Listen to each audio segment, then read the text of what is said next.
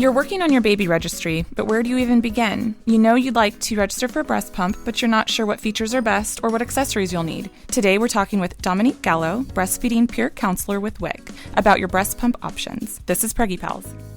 Is that a plus sign?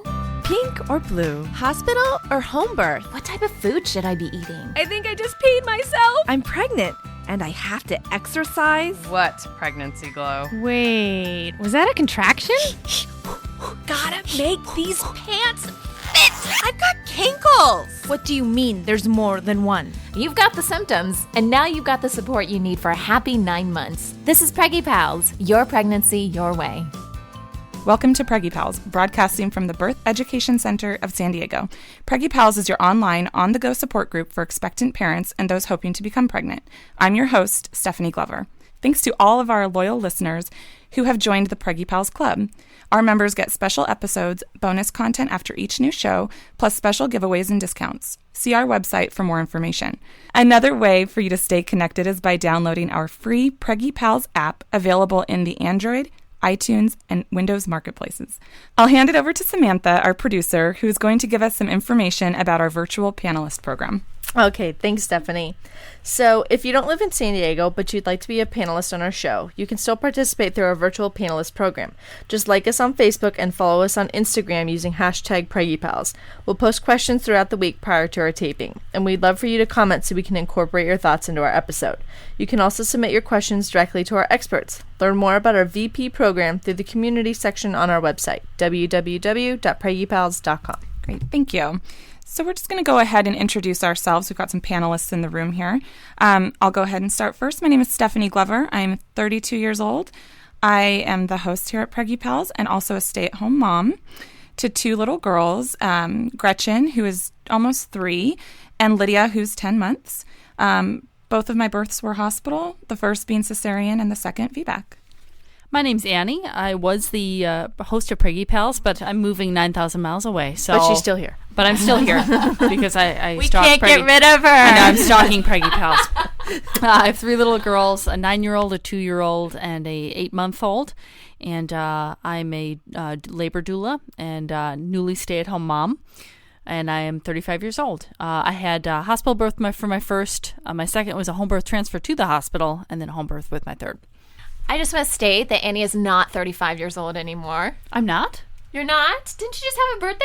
I don't know, how old am I? You're 36. You just had a birthday. You just had a birthday. That's right, I'm 36. Trying to get away with 35. I'm also old and senile. All right. I turned 32 yesterday, and I had to really remember that. Okay, I'm Samantha. I'm the baby of the show. I'm 22 years old. I am currently a stay-at-home mom, although looking for full-time employment, so hit me up if you have a job available. I have a 20-month-old named Olivia. She was an unplanned cesarean, and I'm hoping for a VBAC whenever that so happens.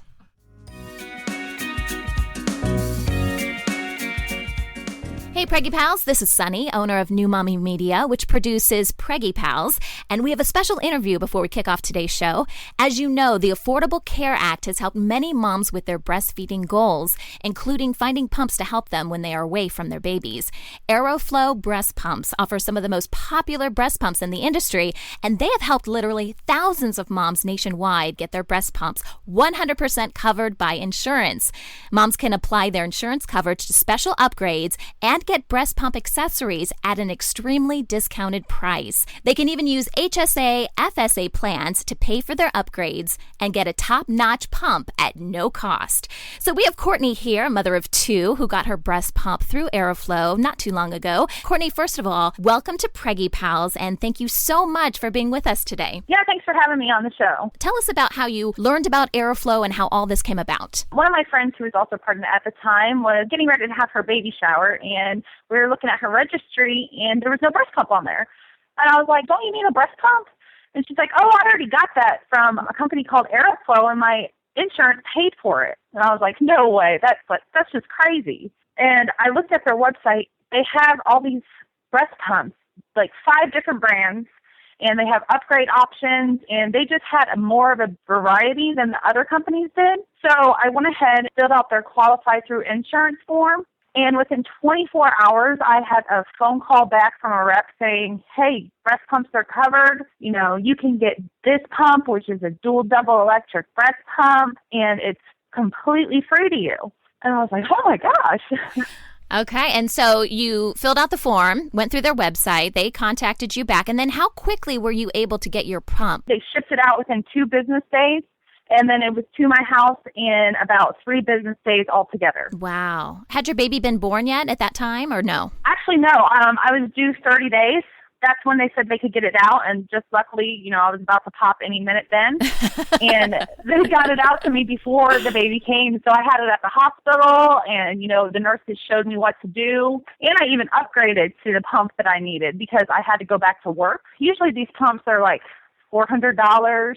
And I got mine for less than half of that. Wow. This kind of goes without saying, but I have to ask, so how happy are you with your overall experience? I know you had to get an expensive pump with your first baby. You probably thought you were going to have to do the exact same thing with baby number 2, and then you find Aeroflow. It was a great experience. I don't even have to know these pregnant women that I see walking down the street, and I'm like, hey, did you know you can get a breast pump through your insurance if you're breastfeeding? And they're like, no way. And I'm like, Aeroflow. Go to Aeroflow Breast Pump, and they will take care of you 100%. It was just a huge weight lifted off my shoulders, and then I could move on to worrying about something else. Other concerns that new moms have, right? Exactly. And then, like, every once in a while, you need replacement parts on a breast pump. Yeah. They actually have a store on their website that I could go through them and get my storage bags that I needed and new tubing and some extra bottles. I haven't had to go shopping for anything. I always did it online with them. Like, it was an amazing experience. Well, as Courtney mentioned, Aeroflow is different from other companies because they send out that pump as soon as insurance will allow, while other suppliers make moms wait until they've already had their baby. And they do work with a lot of different insurance companies: Aetna, Blue Cross, Blue Shield, United Healthcare, Nationwide, a variety of others. So if you'd like to sign up for their pump, you can go to breastpumpsaeroflowinc.com. That's AERO flowinc.com to start the process. And if you're already breastfeeding, they do have that online store that Courtney was telling you about with breast pump supplies and accessories. And you can use our special promo code, which is NEWMOMMY, NEWMOMMY, and get 10% off your order at aeroflowmomandbaby.com. So, Courtney, thanks again for sharing your experience with us today, and congrats on those healthy babies of yours. Yes, thank you very much. So today we're launching a brand new series called Your Baby Registry. We're going to be discussing the ins and outs of choosing a breast pump that's right for you. Joining us on the phone is Dominique Gallo, breastfeeding peer counselor from the Virginia Department of Health Peninsula WIC office. Welcome to Preggy Pals, Dominique. Thanks for joining us. Hi, thank you for having me. Now, for our listeners who aren't familiar with WIC, can you tell us more about WIC and what is it that you do? Sure. So first of all, WIC stands for Women, Infant, Children, and it is a government program for expecting mothers who are breastfeeding, and children under the ages of 5. It's a supplemental food program. So the women in the program will receive food for, their pregnancy or for their children. Great. So generally, can you tell us how a breast pump works? Sure. So just very general, without going into too much detail to make everybody's head spin. So when you get your breast pump, it's going to have a flange, and that flange goes onto your breast. That flange will form a fill around the areola and the nipple. This will help. So when you turn your pump on, it will create a vacuum. The vacuum air is pulled into the flange, which draws the nipple in and compresses the areola, and then once the air is pulled out, then it releases your nipple and it releases the areola. Great, and then that extracts the breast milk? Yes. Great. Yes. Once the nipple is compressed and once the areola is compressed, and the nipple is drawn in, then that's when the milk will come out. Great. And what are some benefits to owning a breast pump? If you are a working mother and you plan on going back to work, the breast pump, will help it so that you can express your milk while you're away from the baby. This helps maintain your milk supply. And also, it makes it so you don't have to do any alternative milk, like formula, for your baby while you're away. I have a question. This is Annie, by the way. Now, is there a benefit to having it before the baby comes? Because you mentioned, working mothers, but what if somebody doesn't know if they're going back to work? This is me personally. If you are unsure if you're going back to work, or if you're pretty sure you're not going back to work, I wouldn't purchase one right away. Only because sometimes having that pump there, means you got to use it. And sometimes in the very beginning, using that pump can make breastfeeding problems worse if there are any problems, or create problems that weren't ready, already there. So, if you don't think you're going back to work right away, or if you definitely know you're not going to work right away, I would personally hold off on the breast pump until you know for sure that you're going to need it. But for mothers that know, there's absolutely no way they can stay home and they're going to need that breast pump when they go back to work, then I'm okay with them having it before. As long as they take like a formal breastfeeding class, or, know the lactation consultant, or the peer counselor if they're on the WIC program, so that they'll know that just because you have the baby in your arms, you don't need to be using the pump, right out the gate day one if there's no other issues, involved. Thank you. And can you explain to us the difference between a manual pump and an electric pump? So a manual pump is generally a hand pump. You don't plug it into anything. It has a little lever on the outside. It's usually a single pump. There's no mechanics. You can use it everywhere. The electric pump usually has a motor or a piston. You do have to plug it into something for it to work. It's generally a lot bigger and comes with a lot more parts. And do they work the same in terms of getting the same milk output? Not really. When I teach moms about breast pumps at my job, I like to tell them skin to skin is usually what our body is used to, what our body is expecting for milk output, which is why the baby is a better pump than an electric pump. I say if you're not in a time crunch, you don't have to get things done right away, I always recommend a hand pump. It's more controlled by the mom. She can better mimic her baby's suck. It's more like the baby. But the electric pump can get, milk out in a short amount of time, but it usually has less compressions per minute. The suck may not be as strong like a baby, so your output may not be as much as if you were to hand express or to use a manual pump. Now, Samantha or Annie, did either of you use pumps? Yeah, and we were just talking about this before the show started with a manual pump, and I, hearing you talk, Dominique, about that manual pump, I think that actually probably would have been a better idea instead of, because I had a double electric pump because I knew I was going back to work with my first. But yeah, it was a lot of stress, and what else it was when I put it on the first time, I didn't get a lot of milk, and so that was a total confidence buster. Yeah. And even though I ended up breastfeeding, we got through some early challenges fine and breastfed for quite a length of time. That first time, nobody warned me of like, hey, you might only get an ounce if you're lucky, Right. So, this is Samantha here. So, I did get a pump when I registered when I was pregnant. I was like, I don't need an expensive pump. Like, I'll just register for a really inexpensive one. And I'm really fortunate that I got some advice from another mom saying, no, what you get, what you pay for as far as pumps are concerned generally. Samantha, were you looking for like a single electric, or what were you going to get? Yeah, just like super basic. I was still a student at the time, so I was like, I'm going to need to pump occasionally, not all the time, like I'm going back to work full time. Right. So it's like, I'll just find a really inexpensive one. Someone gave me some really good advice to actually find a really good quality one, which I use that advice and I give it to everybody else because I'm so happy with my double electric now. Because I've had to use a manual a couple times and I really, really dislike it. Just because it takes so much time and so much more effort.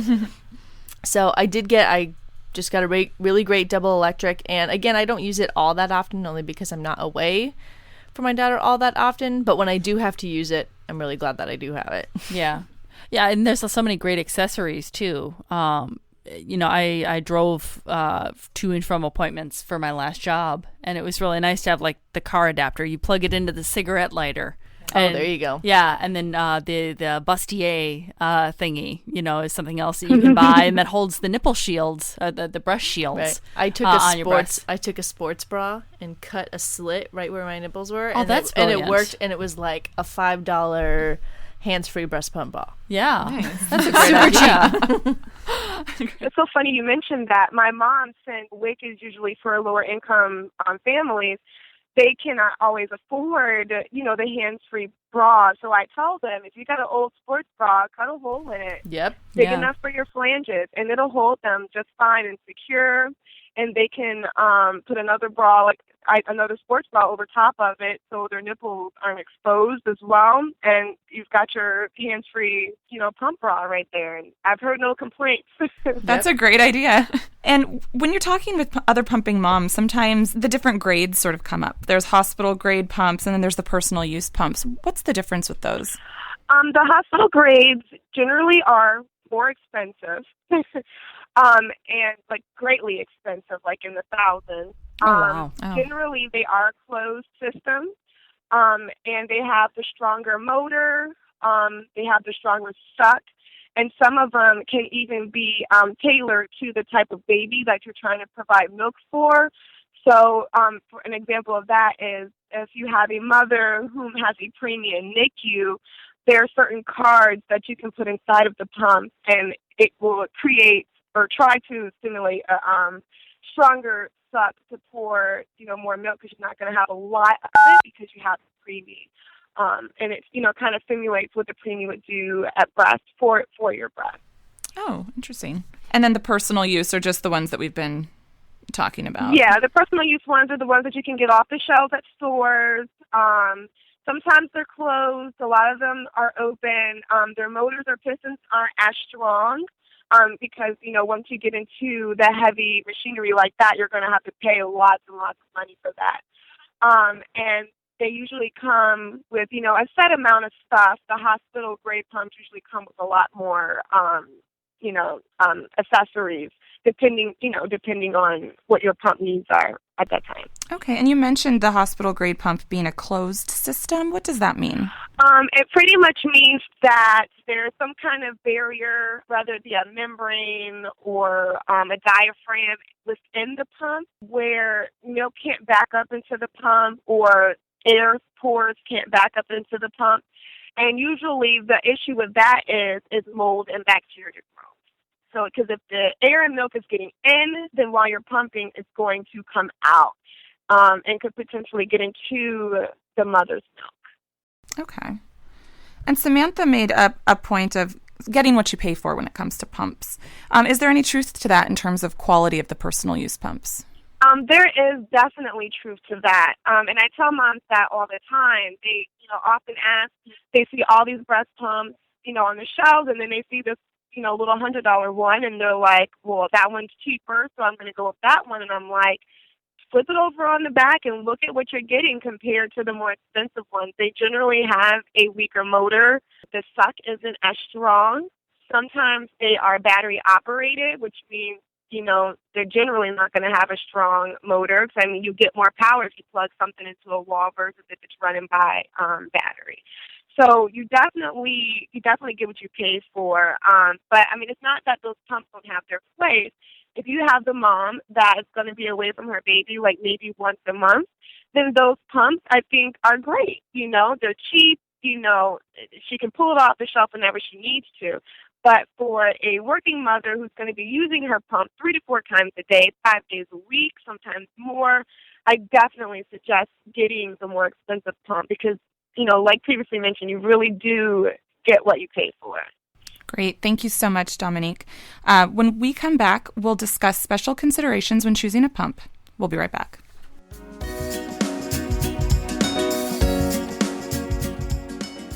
Welcome back. Today on Preggy Pals, we're discussing how to choose a breast pump. Dominique Gallo is our expert.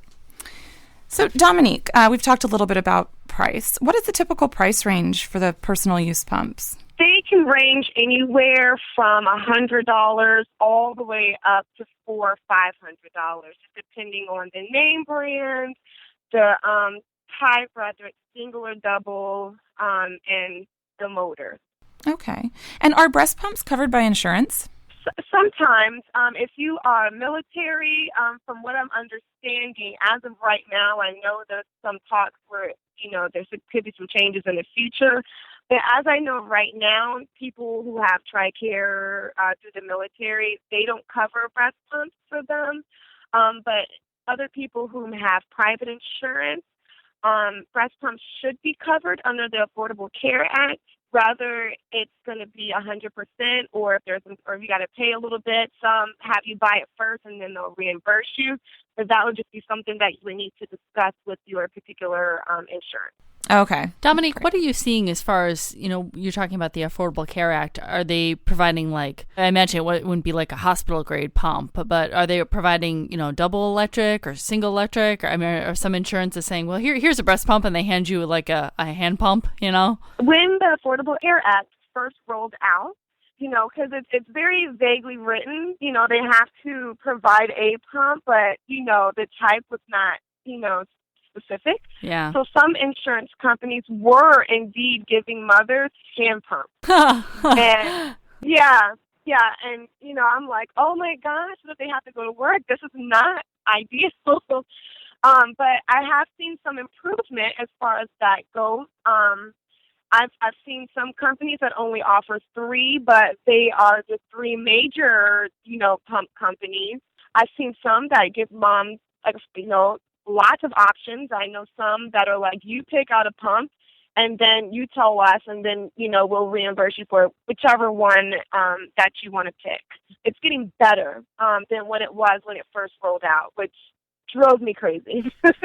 I bet. What typically comes with a pump? Are bottles included? Any other types of accessories usually included?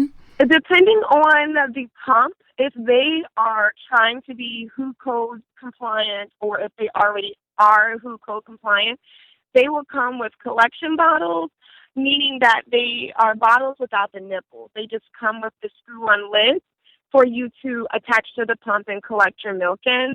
Some do actually come with a physical bottle, with the nipple and everything that you could use. It's like an all-in-one. Okay. And those are generally not WHO code compliant.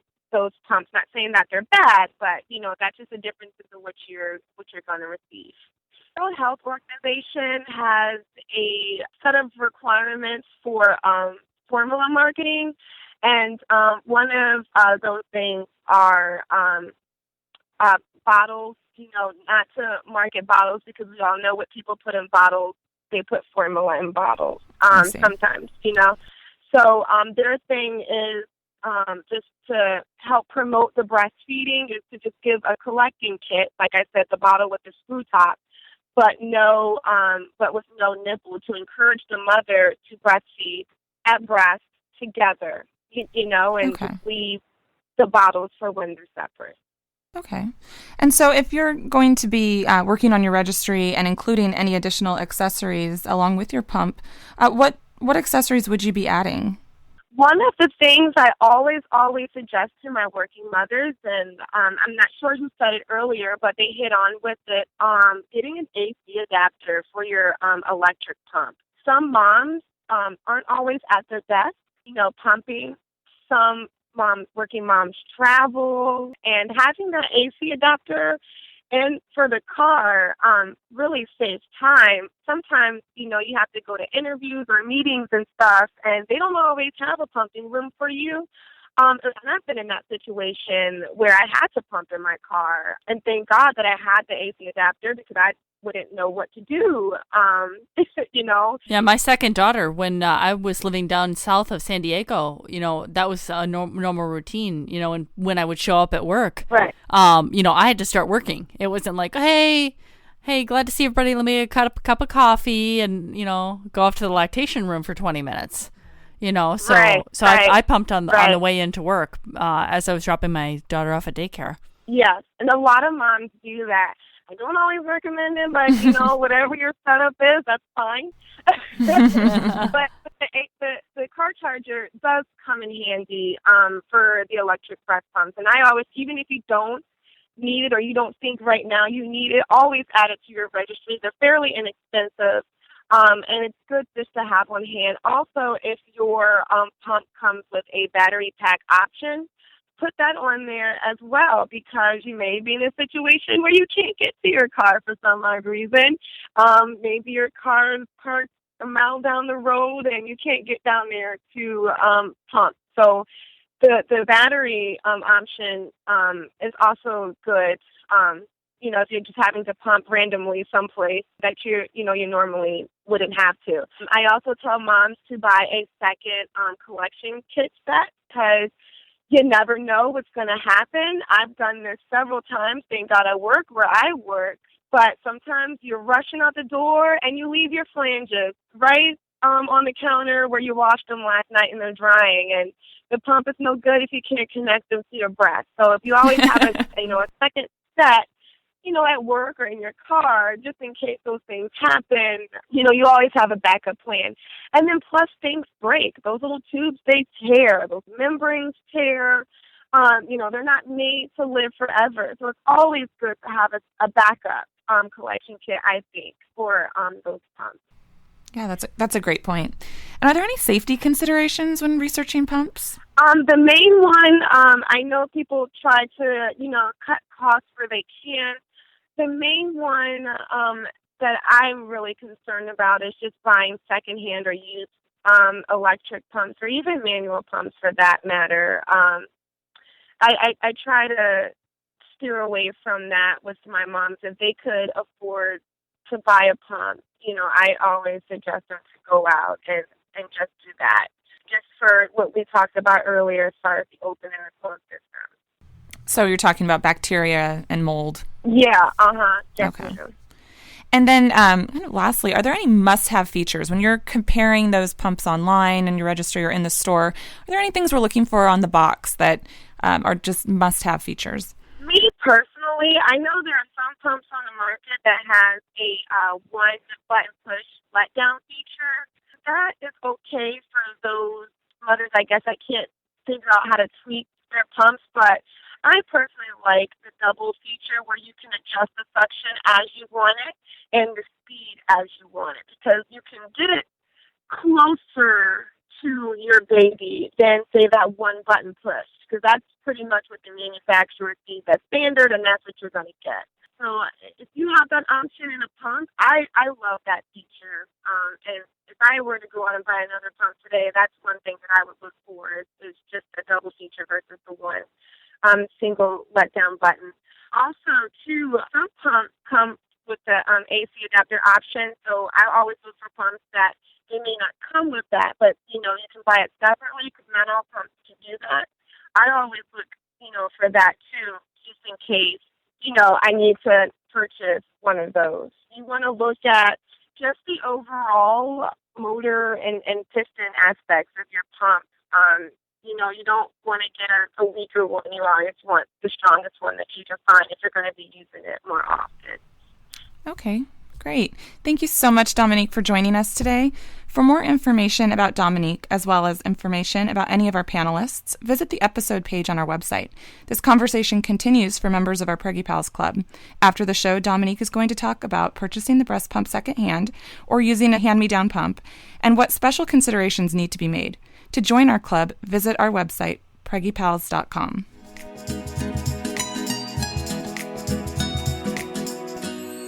Hi, Preggy Pals. We have a question from one of our listeners for our experts. I'm pregnant with my first baby, and I want to breastfeed her. My mom didn't breastfeed me because she says that her nipples weren't toughened up prior to giving birth to me.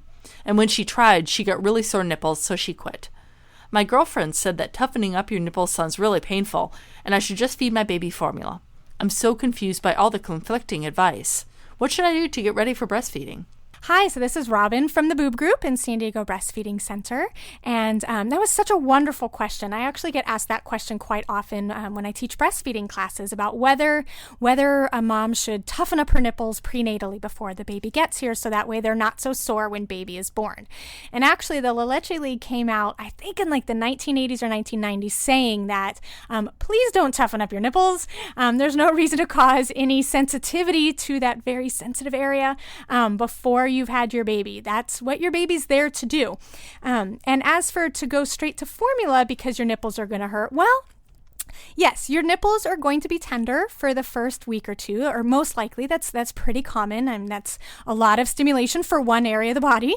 But nipple pain, really uncomfortable nipple pain, is actually not the norm. That's not what's supposed to happen, and that's a way of your body telling you that it'd be helpful to figure out why this is occurring, so that way you can resolve it and then go on to breastfeed your baby very peacefully. So I do have a couple tips, though, that I offer very regularly to my prenatal clients on ways to prepare for breastfeeding before your baby is born. So I'll give those to you. First thing, have a long chat with your partner.